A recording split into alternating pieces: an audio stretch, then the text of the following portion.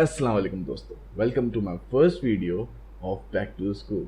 जैसा कि आप लोगों को नाम से तो समझ में आ ही गया होगा कि ये एक एजुकेशनल चैनल है और आज जो सब्जेक्ट हम इस चैनल के ऊपर पढ़ने वाले हैं वो है एएस इकोनॉमिक्स। जैसा कि काफ़ी बच्चों को एएस इकोनॉमिक्स में मुश्किल होती है, तो एएस इकोनॉमिक्स का मैं पूरा कोर्स कवर करने की कोशिश करूँगा इस चैनल के ऊपर। और भी जितने भी मुश्किल कोर्सेज हैं मैं उनके ऊपर भी कोशिश करूँगा कि मैं अपनी वीडियोस बना के इस चैनल के ऊपर अपलोड करूं। आज इस वीडियो के अंदर जो हम एएस इकोनॉमिक्स के कोर्स टॉपिक्स पढ़ने वाले हैं वो है unlimited wants and limited resources, opportunity cost, factors of production, normative and positive statements, choices and margin. कहने को तो ये 5 टॉपिक्स हैं लेकिन बहुत छोटे छोटे से टॉपिक्स हैं। ये स्टार्ट करने से पहले पहले मैं आपको थोड़ी सी इंफॉर्मेशन शेयर कर दूं आप लोगों के साथ कि एएस और ए लेवल के पेपर कंपोनेंट्स क्या होंगे, जो कि आपकी स्क्रीन के ऊपर भी शो भी हो रहे होंगे। दोनों को मिला के 4 आपके पेपर होंगे। एएस लेवल आपका फर्स्ट ईयर होगा और ए लेवल आपका सेकेंड ईयर होगा।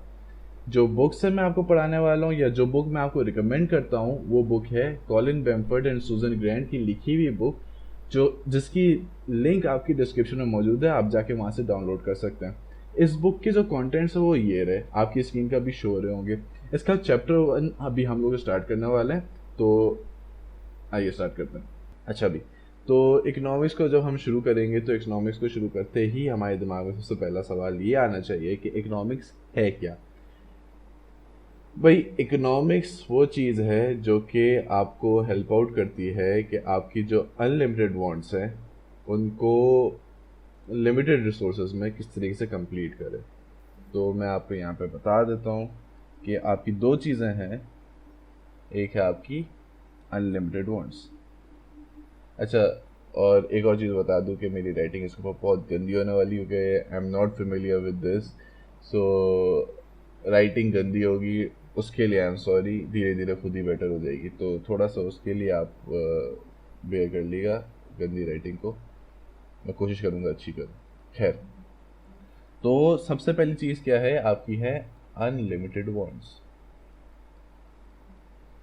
अनलिमिटेड वांट्स है और लिमिटेड रिसोर्सेज हैं। ये तो सबको पता है कि लिमिटेड रिसोर्सेज हैं। अनलिमिटेड वांट्स किस तरीके से हैं? अनलिमिटेड वांट्स ऐसे हैं कि भाई इंसान पैदा होता है, पैदा होते के साथ ही उसको खिलौने चाहिए होते हैं। खिलौना जब उसको मिल जाता है तो उसको जब बड़ा हो जाता है उसको गाड़ी चाहिए होती है, उसको बाइक चाहिए होती है। फिर उसके बाद उसको अमीर होने की ख्वाहिश होती है, उसको हेलीकॉप्टर चाहिए होता है, फिर उसको प्लेन चाहिए होता है, फिर उसको जितनी भी उस बड़ा होता चला जाए उसको कुछ ना कुछ तो चाहिए ही होता है। ठीक है, तो ये तो हो गई हमारी अनलिमिटेड वांट्स। इन वांट्स को पूरा करने के लिए हमारे पास क्या है, लिमिटेड रिसोर्सेज है। अब इन लिमिटेड रिसोर्सेज को, अनलिमिटेड वांट्स को किस तरीके से पूरा करना है लिमिटेड रिसोर्सेज से, इसमें हमारा काम आता है क्या, इकोनॉमिक्स। इकोनॉमिक्स हमको बताता है कि हम किस तरीके से इन लिमिटेड रिसोर्सेज को इस्तेमाल करें ताकि हमारी अनलिमिटेड वांट्स को हम कंप्लीट कर सकें, सेटिस्फाई कर सकें। तो ये है हमारा इकोनॉमिक्स। इकोनॉमिक्स इस चीज़ के लिए हमारा काम आता है। अच्छा भाई, अब हमारी जो लिमिटेड रिसोर्स है इनके कुछ अल्टरनेटिव यूज़ भी हो सकते हैं। अल्टरनेट यूज़ किस तरीके से हो सकते हैं, जैसे कि हमारी हो गई लैंड। लैंड को आप चाहो तो फार्मिंग के लिए इस्तेमाल कर लो, या तो आप चाहो तो उसके ऊपर बिल्डिंग खड़ी कर दो। सही है, तो ये यूजेस हो सकते हैं। अब ये लिमिटेड रिसोर्सेज के दो डिफरेंट किस्म के मैंने आपको एज एग्जांपल बता दी कि क्या क्या यूजेस हो सकते हैं, तो ये अल्टरनेटिव यूज में आ गया। अच्छा, अब एक और चीज़ आती है आपकी, वो है अपॉर्चुनिटी कॉस्ट। अपॉर्चुनिटी कॉस्ट,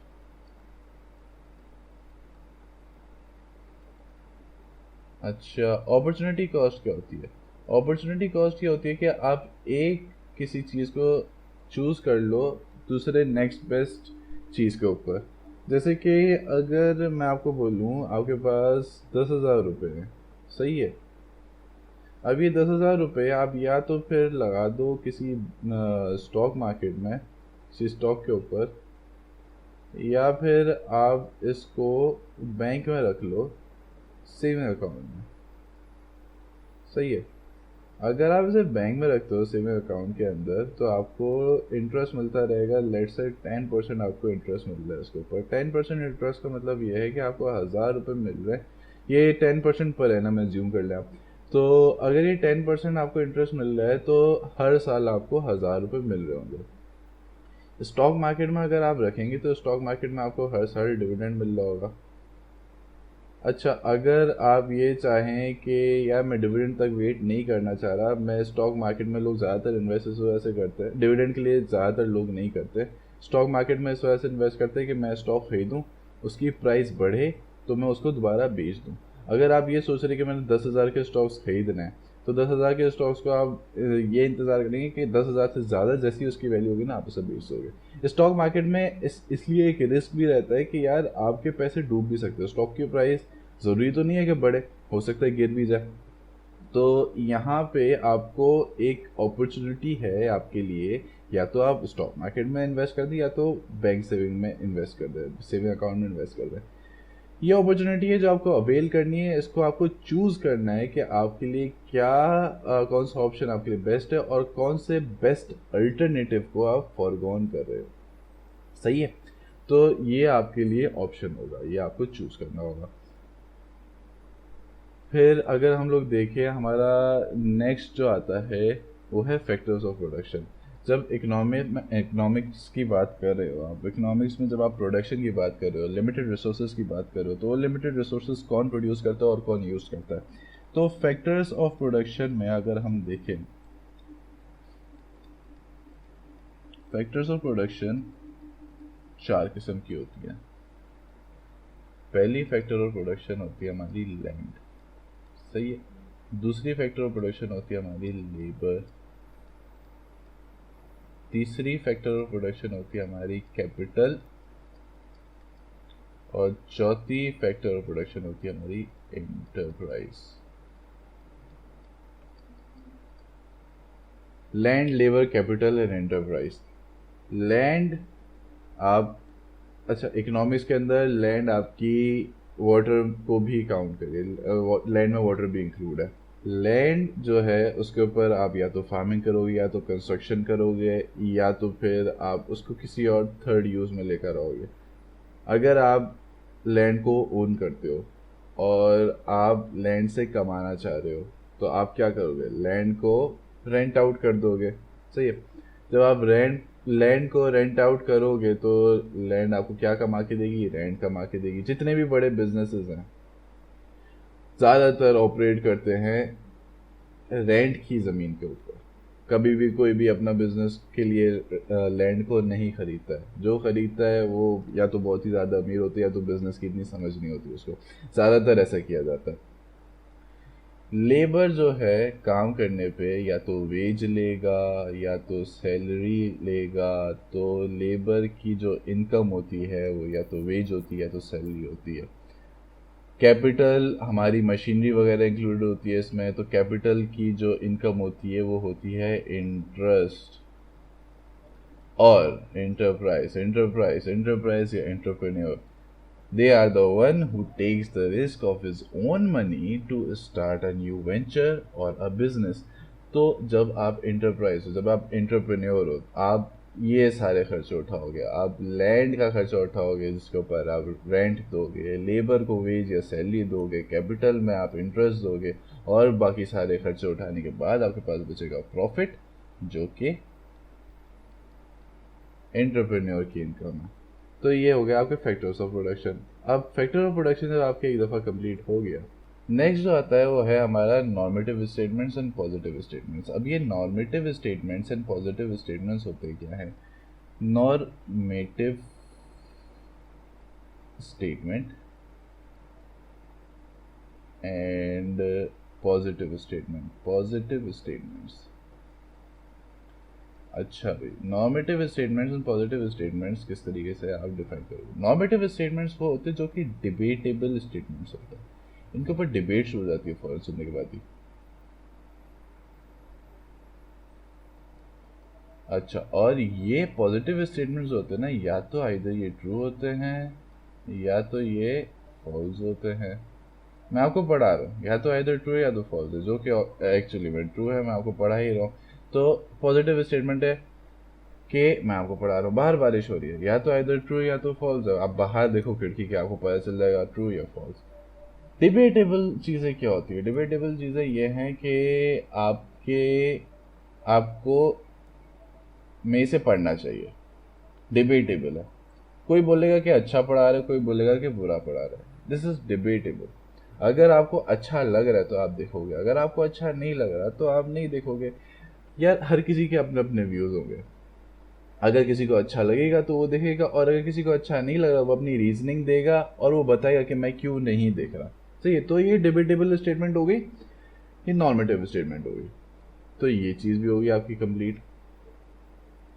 फिर इसके बाद आप आ जाओ, choices are made at margin. ये सारी चीज़ें बेसिक्स हैं, ये बेसिक्स आप एक दफ़ा कंप्लीट कर लेंगे ना, तो आपको इकोनॉमिक्स आगे जो पढ़ाने वालों में वो आपको अच्छे तरीके से समझ में आएगी। तो इकोनॉमिक्स में जो होता है, आपकी चॉइसेस जो होती हैं ज़्यादातर